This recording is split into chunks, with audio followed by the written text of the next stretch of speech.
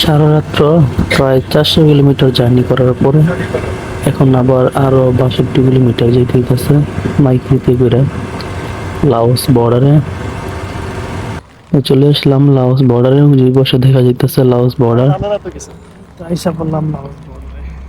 এটা হচ্ছে কম্বোডিয়ার বর্ডার, এটার ওই পারে হচ্ছে লাওস বর্ডার। কম্বোডিয়া থেকে এখন আমরা যাব লাওস বর্ডারে বাইরে করে। ভাই তো এই গাড়ির ড্রাইভার, উনি আমাদের লাওস বর্ডার নিয়ে গেছে কম্বোডিয়া বর্ডার থেকে লাওস বর্ডারে। ওইখান থেকে আমরা এন্ট্রি এবং এক্সিট দুইটাই করে আবার ফিরে আসবো কম্বোডিয়া বর্ডারে।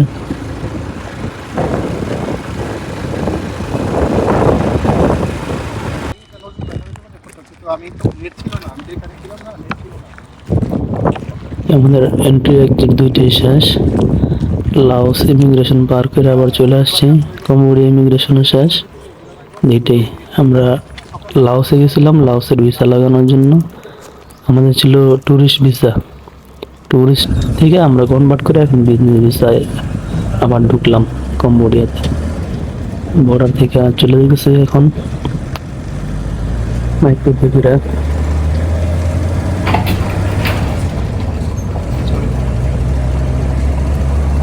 এলাকাটা অনেক সুন্দর, চতুর্পাশে একদম পাহাড়, গাছপালা, নদী নালা সবকিছু ভরা, প্রচুর ফলের গাছ। দুই পাশে অনেক গাছ, রাবার বাগানে গাছ দেখলাম, আম গাছ দেখলাম। এগুলো ওরা লাগাইছে, এই গাছগুলো বনের মতো জঙ্গলের মতো হয়ে গেছে। আর কাঠের জন্য লাগাইছে। এখানে কৃষক আছে অনেক, গরু পালন করে।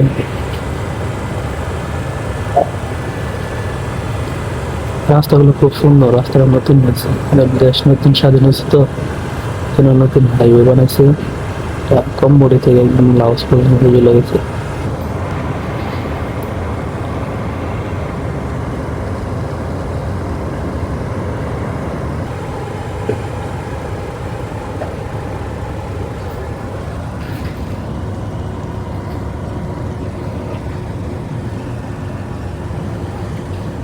দূরে পাহাড়ের মধ্যে বাড়িঘর দেখা যাইতেছে, জনবসতি আর কি। এদিকে বাড়িঘর খুবই কম, বাড়িঘর গুলো দেখতে খুব সুন্দর। নিচে ফাঁকা থাকে, নিচে ওরা রান্না বান্না করে খায়, উপরে থাকে।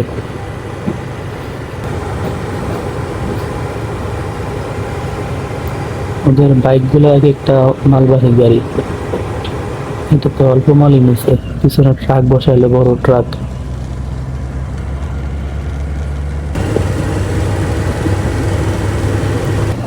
প্রচুর কলা গাছ আছে এখান থেকে ওই যে পাহাড় পর্যন্ত, পুরোই কলা বাগান। কলা চাষ, আম চাষ এগুলা, আর হচ্ছে কাজু বাদাম। কাজু বাদাম যেগুলো আছে এখানে চাষ করে অনেক, হাজার হাজার কিলোমিটার জুড়ে এই কাজু বাদামের চাষ আছে এখানে। আর এই যে কলা, প্রচুর কলা চাষ করে এখানে।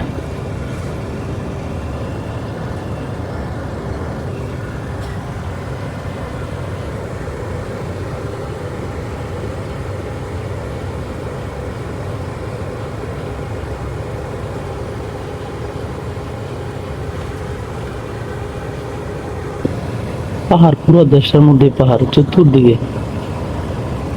আমরা এখন একটা পাহাড়ের মধ্যে আছি, নিচে আরো সমতল ভূমি আছে, এরপরে আবার পাহাড়।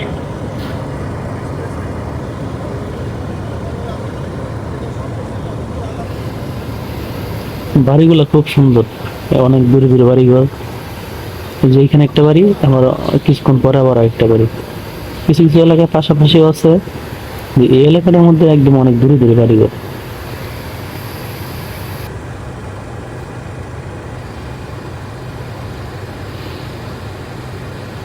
এত ফাঁকা রাস্তা, গাড়ি নাই, খুব কম। আর এই ব্রিজ আছে, এই ব্রিজটা পার হয়ে এই এই গাড়িটা আমাদেরকে নামাই দিব, তারপর আবার আরেকটা গাড়িতে করে আমরা চলে আসবো কম্বোডিয়া পিনম পেন শহরে।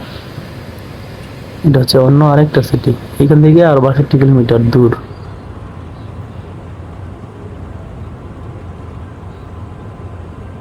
পাহাড় থেকে আমরা নিচে নামতেছি এখন।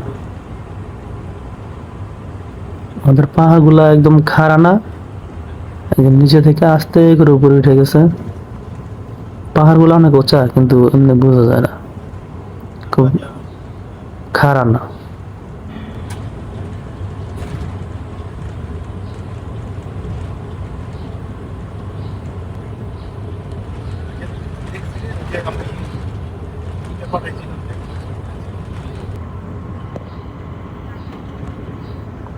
আকাশে রৌদ্র ছিল খুব কম, যেগুলো সব সাদা মেঘ। দূরে পাহাড়ে দেখা গেছে, এগুলো সব গাছপালা লাগাইছে ওরা নিজের হাতে, হয় রাবার বাগান, নয় যে কাজু বাদাম, নয়তো আম, নয়তো কলা। এগুলা কোনো না কোনো জিনিস ওরা, প্রয়োজনীয় জিনিস, ওদের প্রয়োজনীয় জিনিস ওরা চাষাবাদ করছে আর কি। এই পাহাড়গুলা সহ একটু জায়গাও খালি নেই, একটু জায়গা ফাঁকা নেই, সব চাষাবাদ করা।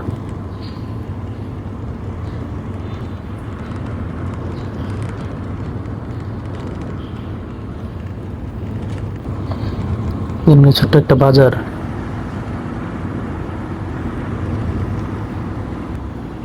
বাড়িগুলা কি সুন্দর, বাড়িগুলো দেখতে দোতলার মতো, দোতলা না।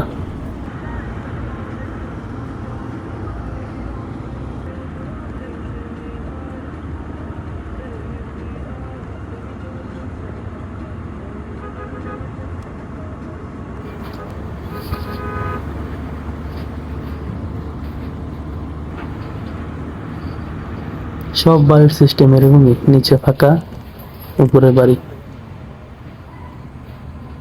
একটু পাম্পে আসলাম, পেট্রোল পাম্পে, এখান থেকে তেল নিব, আর আমরা ওয়াশরুমে যাবো, কিছু কেনাকাটা করবো দোকান থেকে।